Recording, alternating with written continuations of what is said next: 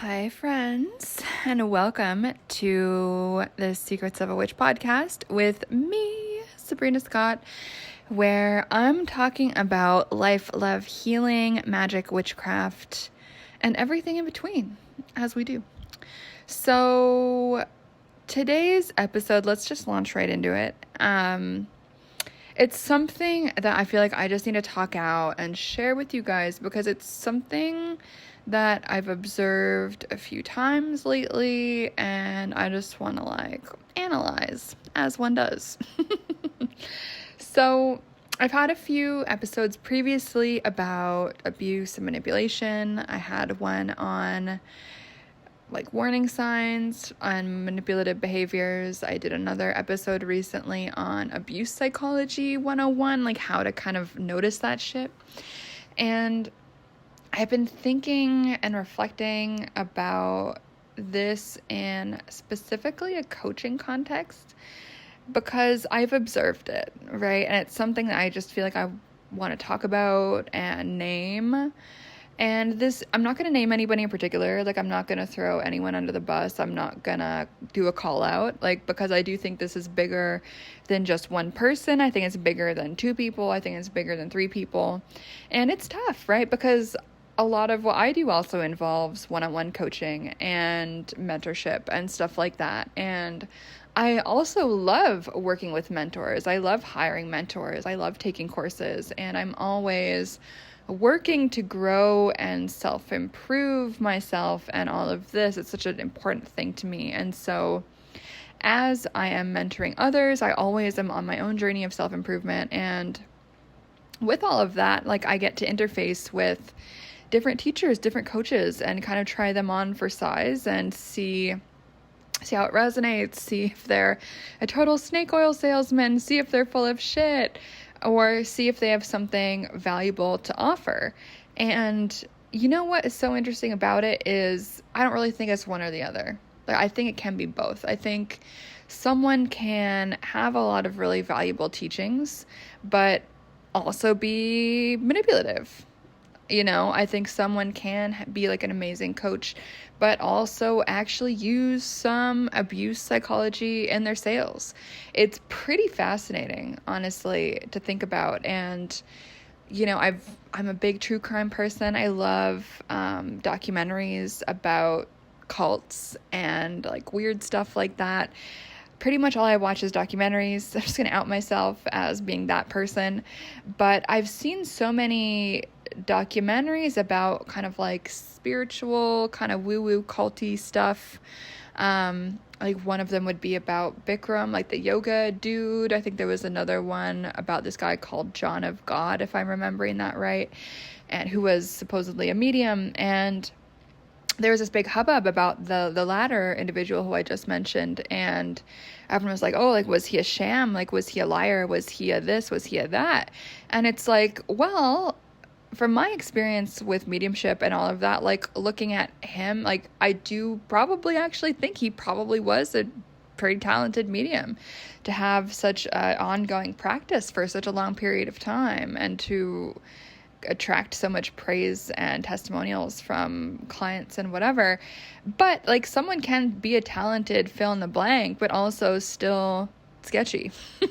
Someone can be the best coach ever and still sketchy. And we even see this in the American gymnastics drama, to put it lightly. I think I'm not going to get into the whole bit about that, but I think some coaches were physically and sexually abusive towards the gymnasts, and I'm sure those I don't know if it was coaches or their doctors or whatever. I don't fucking remember.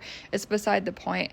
But what I'm trying to say is that oftentimes people who are good at what they do and technically they've got a lot of skill. Maybe they're an amazing coach. Maybe they're an amazing physician. Maybe they're an amazing medium. Maybe they're an amazing whatever.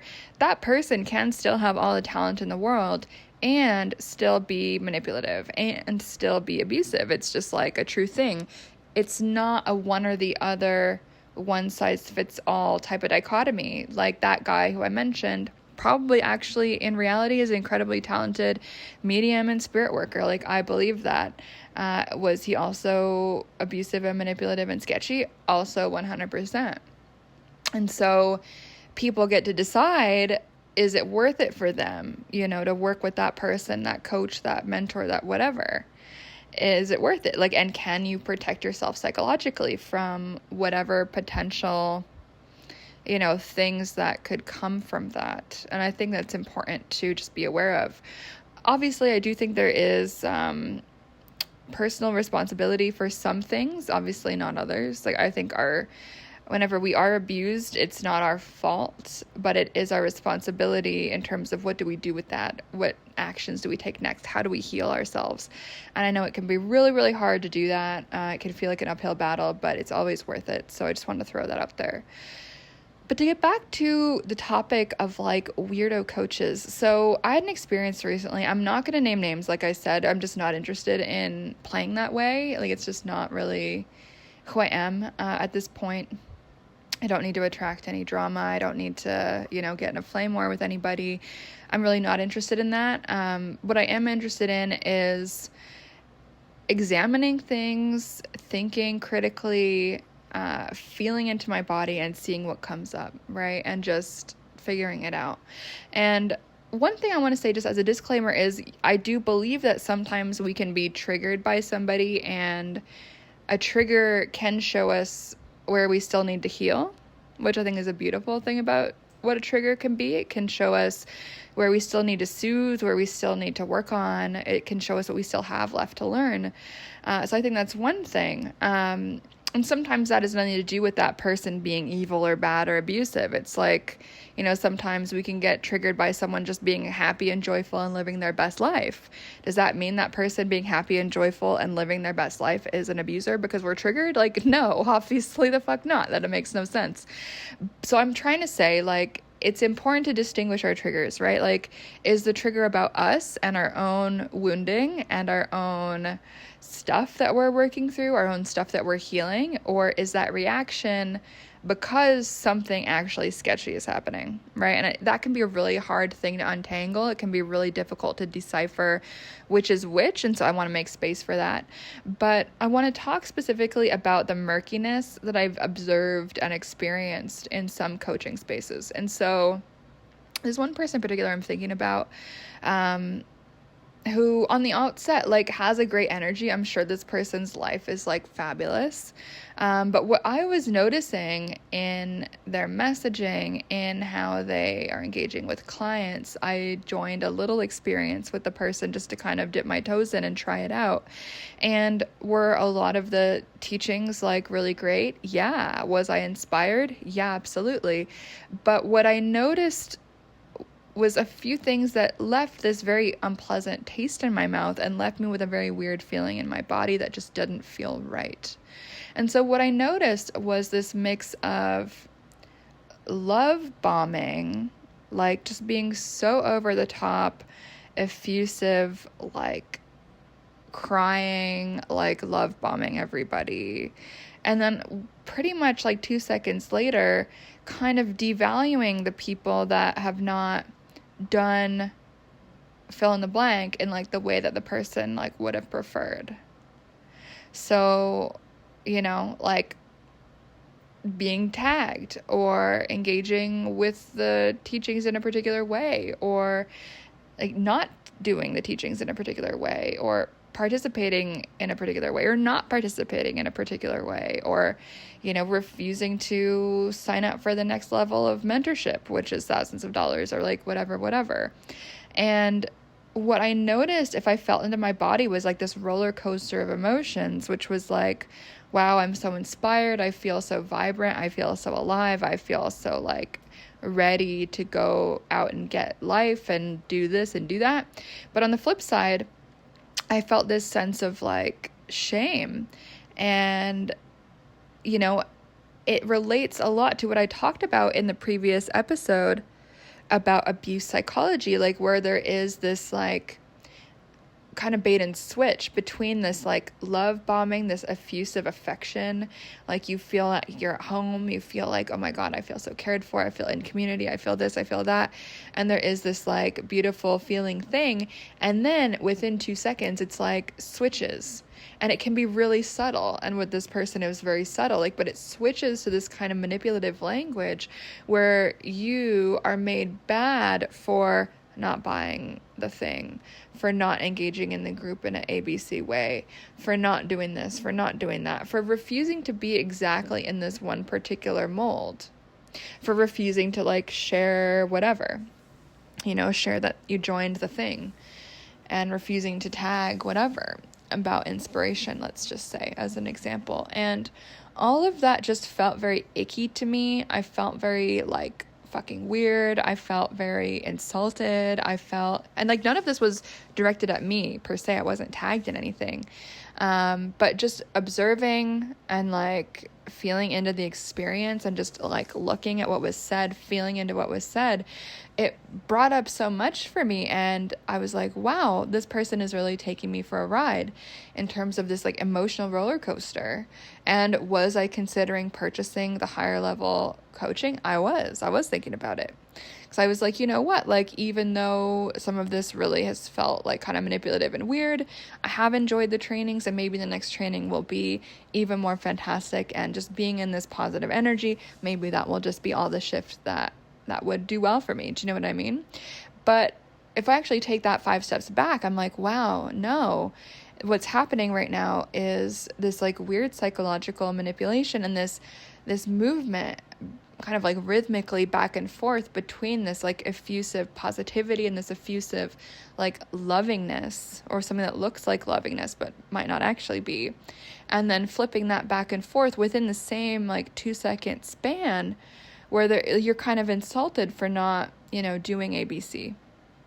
You're insulted for not doing whatever. I'm not going to get into details, but it was just so interesting to me to notice that and what it brought up in my body, and noticing it as a tactic, because it really is this like fascinating emotional manipulation tactic where it's like you create that emotional bond of like, wow, I feel so loved, I feel so cared for, I feel so supported in this space, blah, blah, blah. I feel like up to 11, I feel so happy.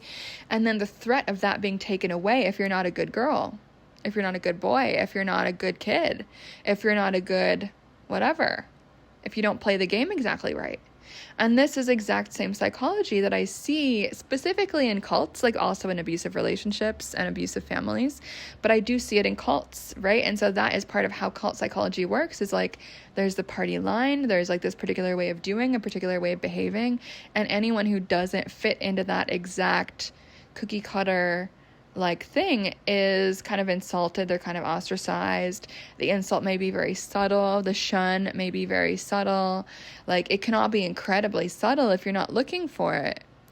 And there's a lot of ways to make excuses for this, but if you notice it, it becomes this like weird warping of like your brain and your psychology, and you just get kind of sucked into these weird like group community type of systems where it's like there's one way to be.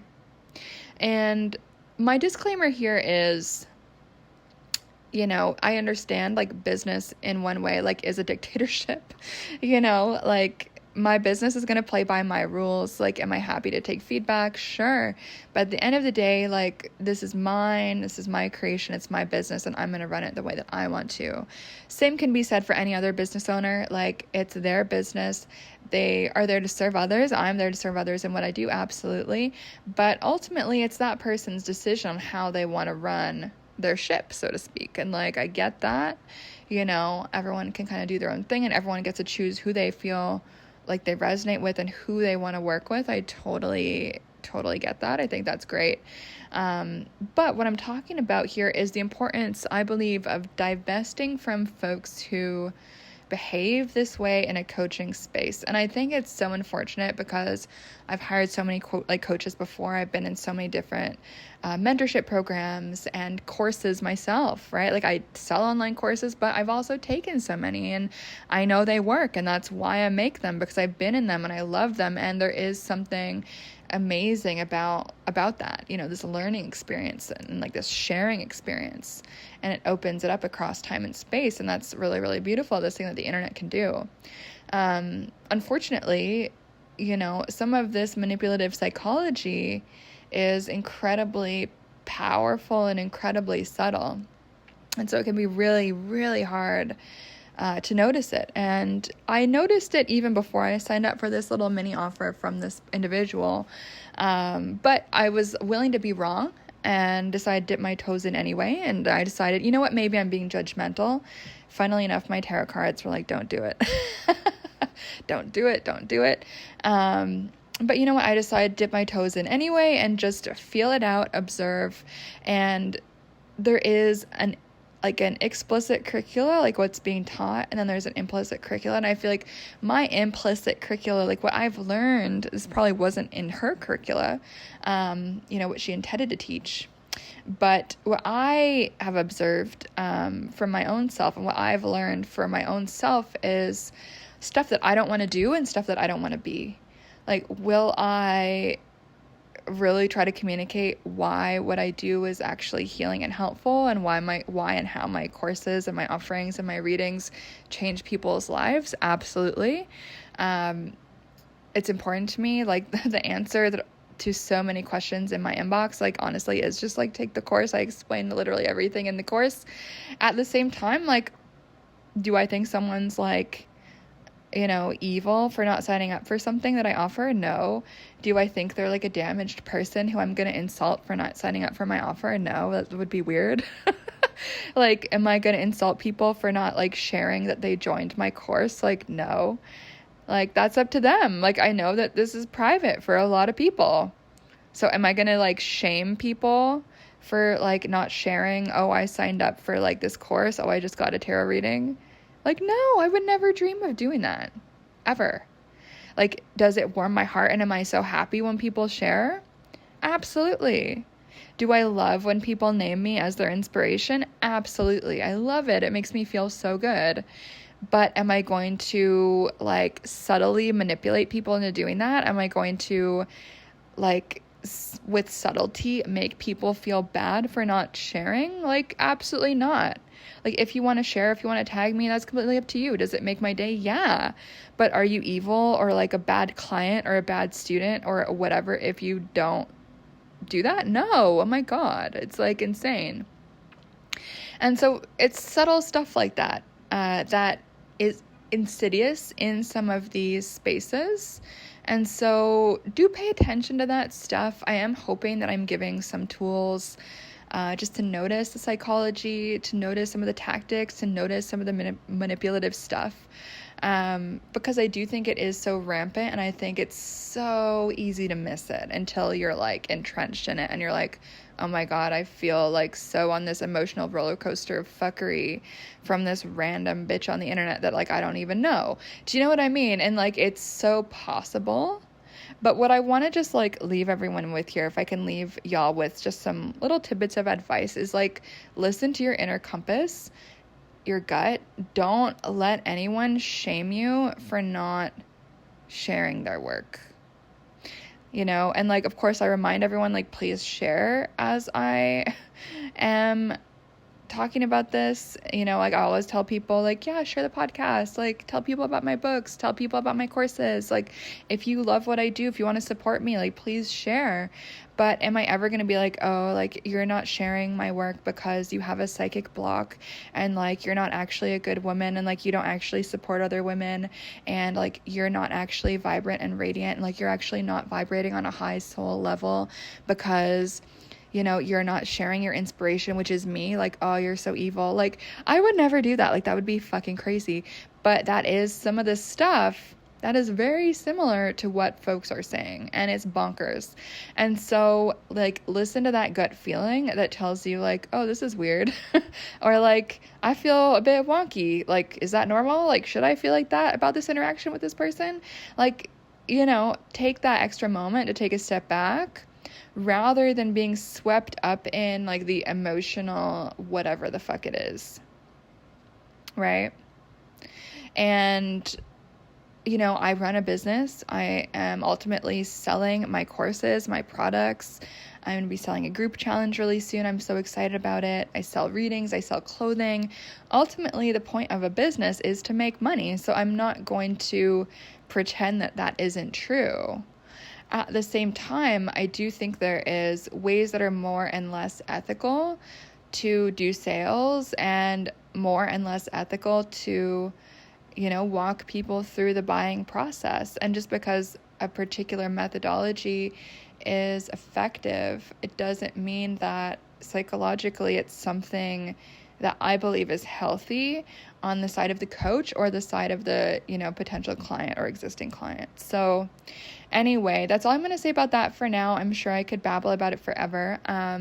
If you've had any experiences like this, feel free to, send me an email. I'd be curious to hear if you resonated with anything that I've got to say with all of this. And you know what, yeah, I did sink a few bucks into this mini experience with this person, but you know what? I learned something, and I was reminded that, oh, there's some kind of weird psychological stuff going on in some of these spaces. Okay, noted.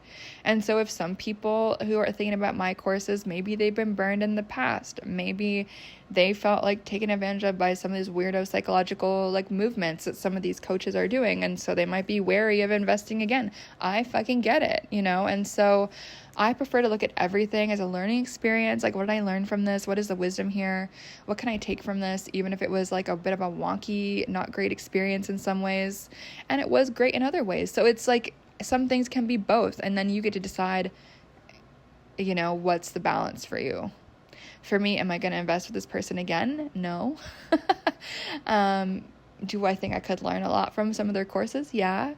But the way that manipulative, kind of hot and cold, loving and then devaluing, pedestaling and then devaluing in a really subtle way, that just doesn't feel good in my body. It's not, it feels manipulative to me. It doesn't feel, as authentic as the brand purports itself to be. And so that's just not a match for me. And that's just a thing that is where I'm at with that. And so I just want to speak that into the world in the hopes that it is useful. Because I know, especially since the pandemic, a lot of us have been taking courses online, and I've been teaching online. I've been a part of that movement, and it's been an absolute blessing for me. And yeah, I just wanted to talk about that and put that into the world, because I know that it's complicated. I don't think it's right to just paint all online courses with this brush of evil or malicious, but I do think it's so important to air out some of the problems in this space, especially since I do consider myself to be in this space too, right? So, okay, that's it for now. I hope you learned something, my friends. I've got, oh my God, so many offers I want to talk about, but I'm just going to leave it till the next episode because it doesn't feel right to tack those on at the end of this one. So if you can't wait, if you're absolutely brimming at the teeth, or whatever the expression is, and you're so excited and you really want to learn some of the offerings I've got coming up, feel free to send me an email. I'm more than happy to fill you in. CEO@sabrinamscott.com. Of course, my website is sabrinamscott.com. And yeah, keep listening. If you dig the pod, share it with a friend if you think it'd be helpful for them. And stay tuned, because I do have a bunch of super fun, exciting stuff planned at super low price points for the next month or so. So I'm super stoked about that. It feels really good. Just to expand people's access in a low cost way. So that feels good. Anyway, more on that later. I just want to close out this episode because it's getting kind of long, and I said what I needed to say, and I just want to give y'all some time and space to reflect on that, to kind of let that sink in before I babble about some of the stuff that I'll be doing over the next few weeks and next few months. All right, friends, much love, sending you good vibes, and I hope wherever you're at in the world, whatever time of day or night you're listening, that you are having a great time and enjoying the refreshing and renewing vibes of Aries season and the equinox. Bye, friends.